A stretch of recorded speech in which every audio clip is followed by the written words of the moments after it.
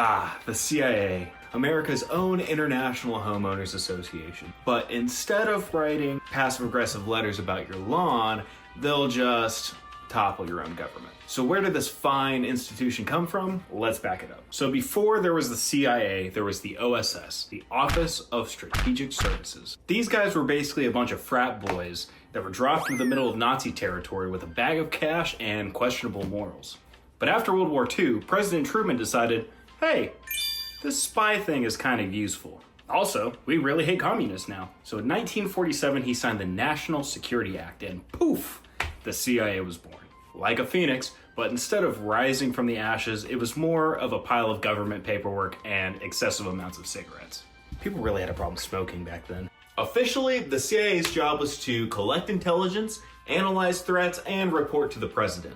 Unofficially, it was to collect gossip, destabilize entire regions, and do whatever sounded spicy in the moment. And speaking of chaos, enter Allen Dulles.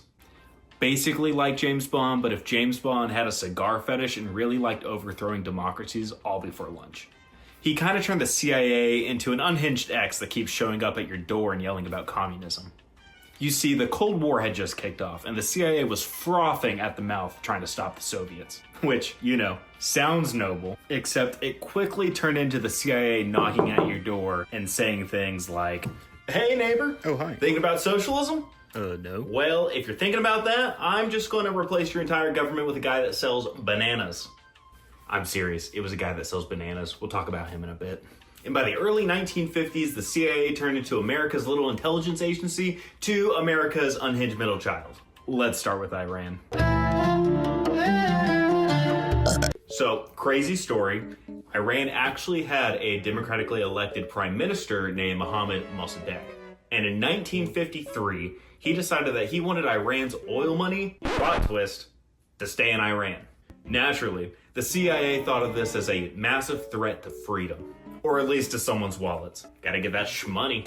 They launched Operation Ajax. You know, the normal Black Ops stuff like paying crowds off, starting massive riots, and just blaming Mossadegh for being a communist. Mainly fake news, we'll get into that. Eventually, Mossadegh got kicked out and they reintroduced the Shah, who conveniently had a lot of interest in American politics at the time. Everyone celebrated except for the Iranians. Of course, this all blows up in 1979. Newsflash, people really hold grudges when you topple their democracy.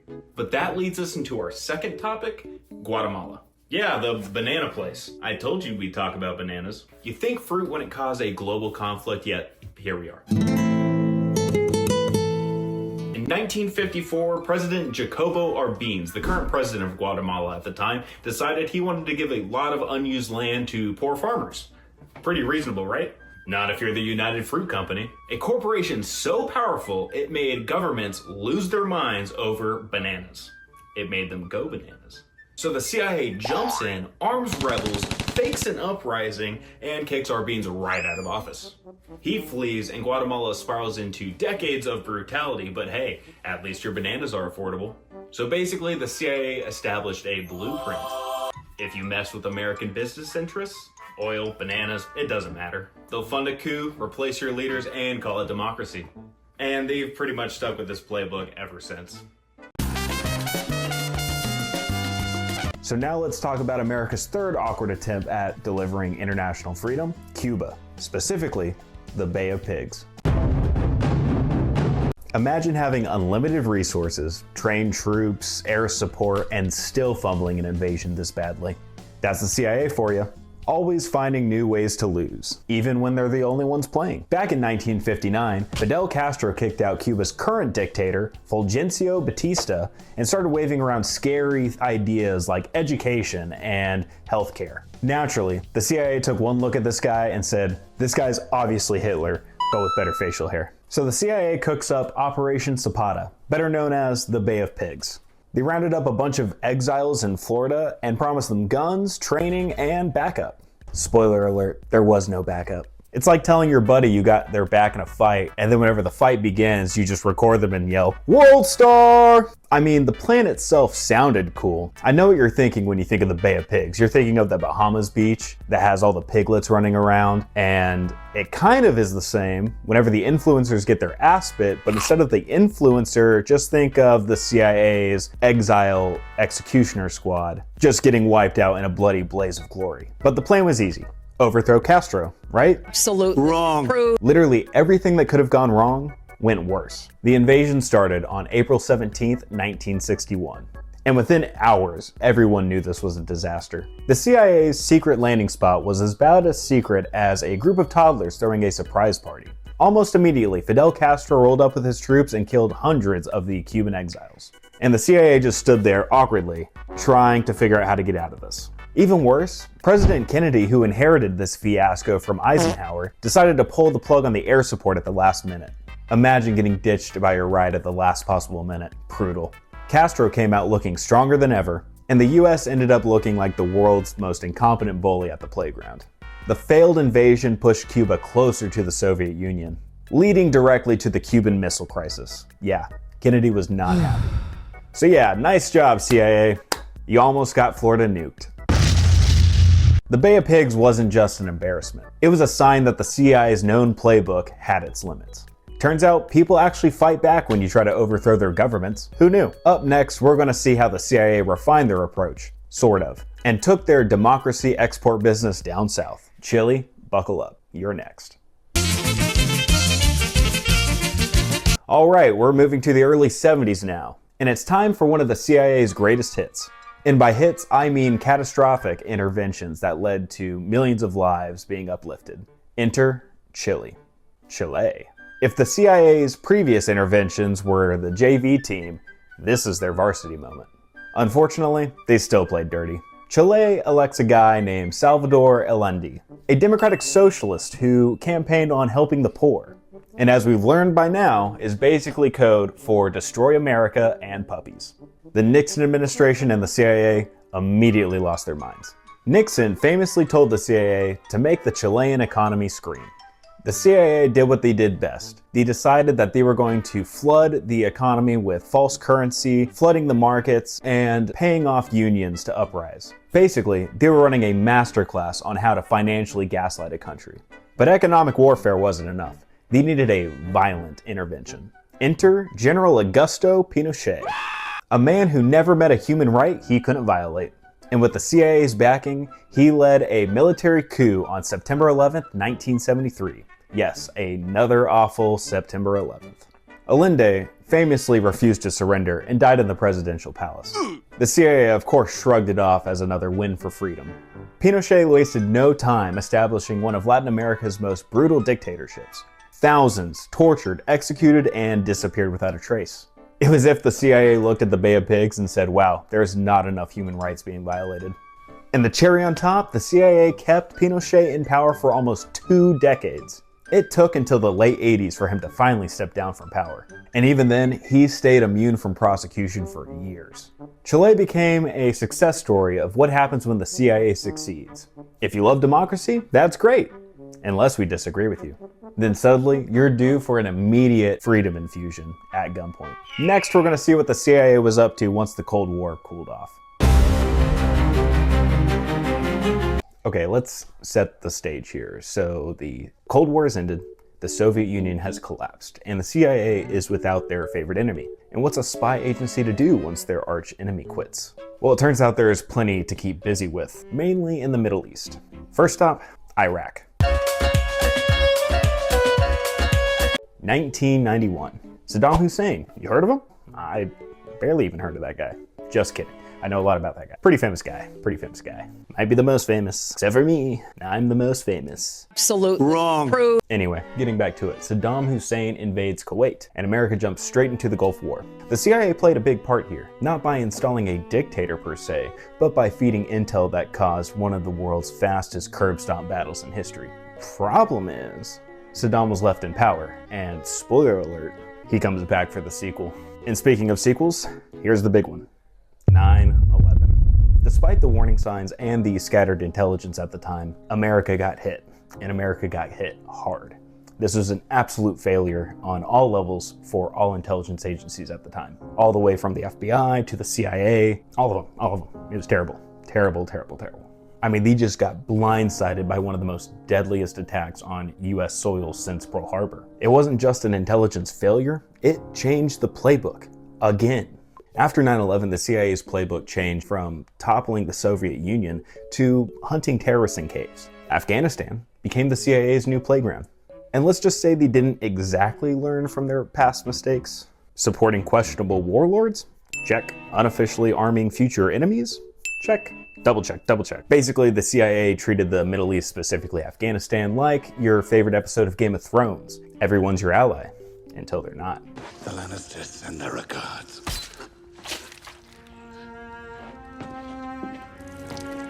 Then there's the infamous CIA black sites we've all heard about. Secret prisons scattered across the globe, where they detained and interrogated terrorist suspects. And by interrogate, I mean torture. I mean waterboarding, sleep deprivation, you name it. It was probably happening. You know, all the stuff that your veteran buddy did and all the fake war stories he tells you. I'm just kidding. Support your veterans. And the agency defended these methods, which I personally get. You know, ISIS and terrorist organizations are pretty bad, and I'm all for doing a little strapping down and tickling with a feather, or, you know, just some gruesome torture. But this is a family-friendly channel, we won't get into that. And let's not forget Iraq. Again, remember those weapons of mass destruction? Neither do the CIA, mainly because they don't exist. And this lack of intelligence basically led to the entire 21 years of the War on Terror. But hey, the military-industrial complex is happy. And when Americans really found out about this lack of evidence for the weapons of mass destruction, the CIA's credibility diminished faster than Blockbuster did when Netflix came out. Is that an old reference?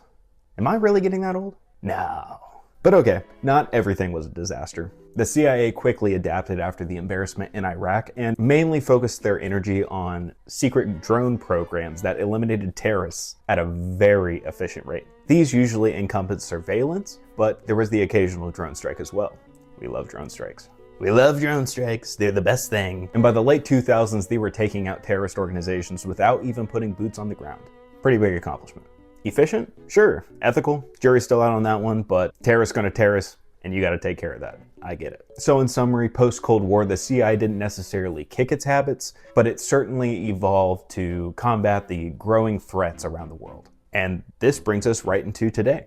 And up next, we'll talk about what the CIA is doing in the age of cyber warfare, artificial intelligence, and why your phone is definitely spying on you right now.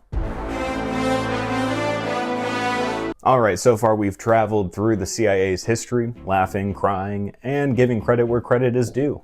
But what's America's favorite intelligence agency doing now? Well, they're still spying, still overthrowing governments, and now they're sliding into your DMs.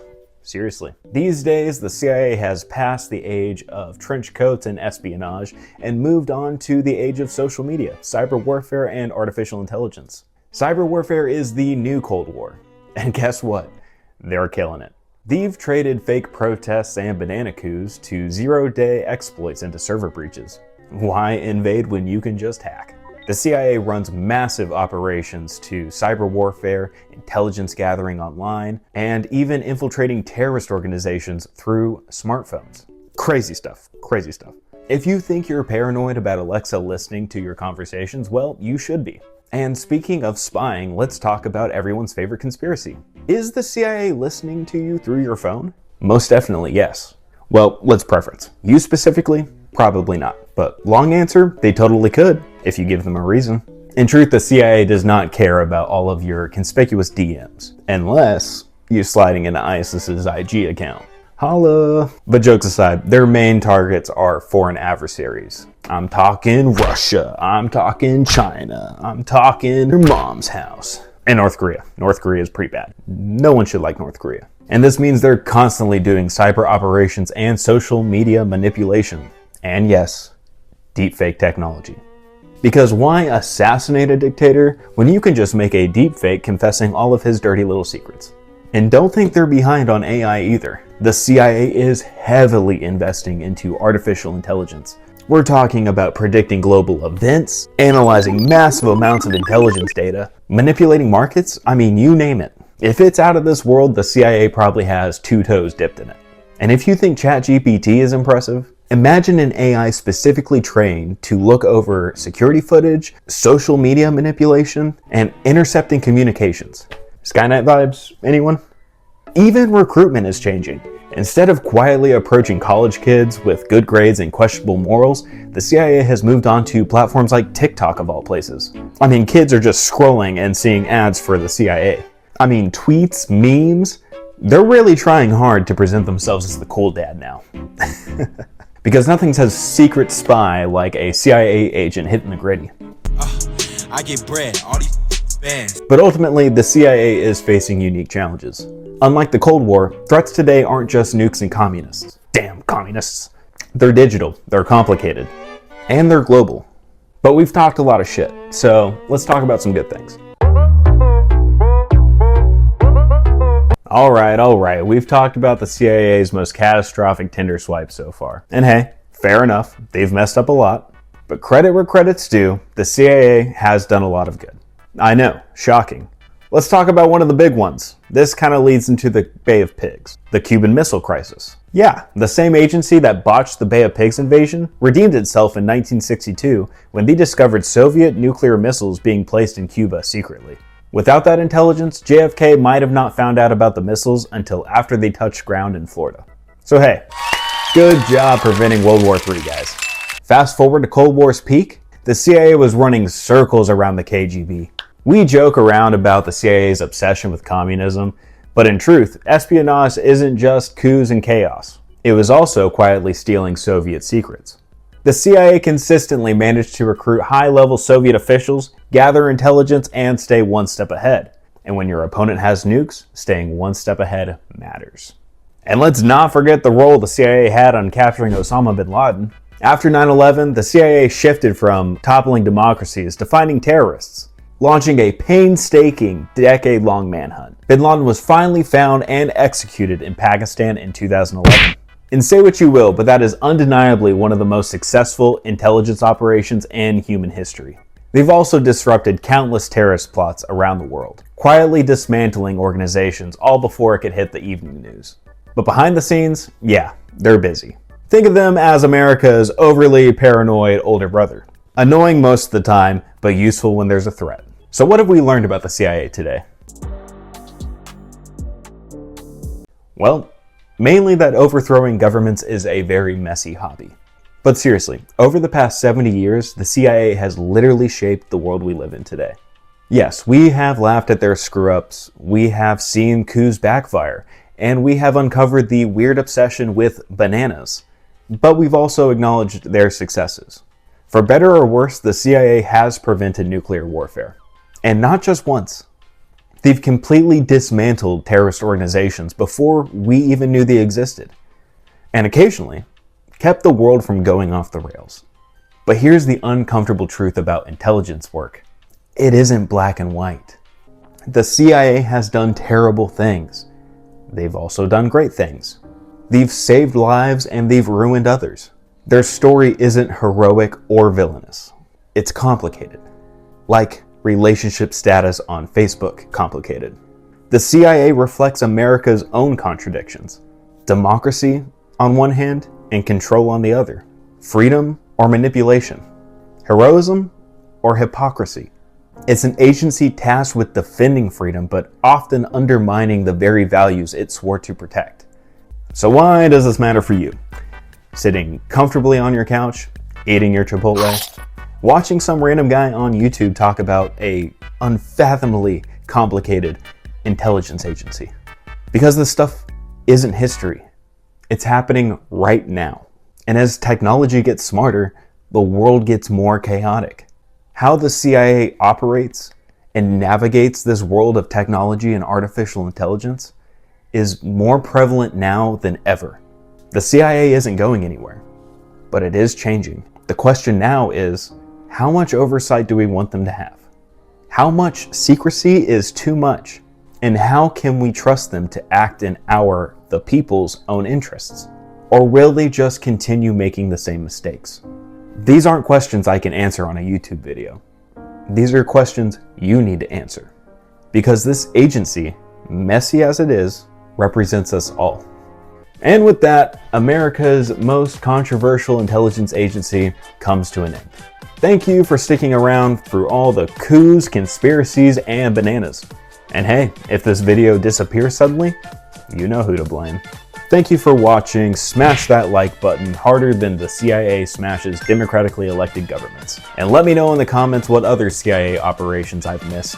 Thank you for watching. Stay skeptical and maybe clear your search history.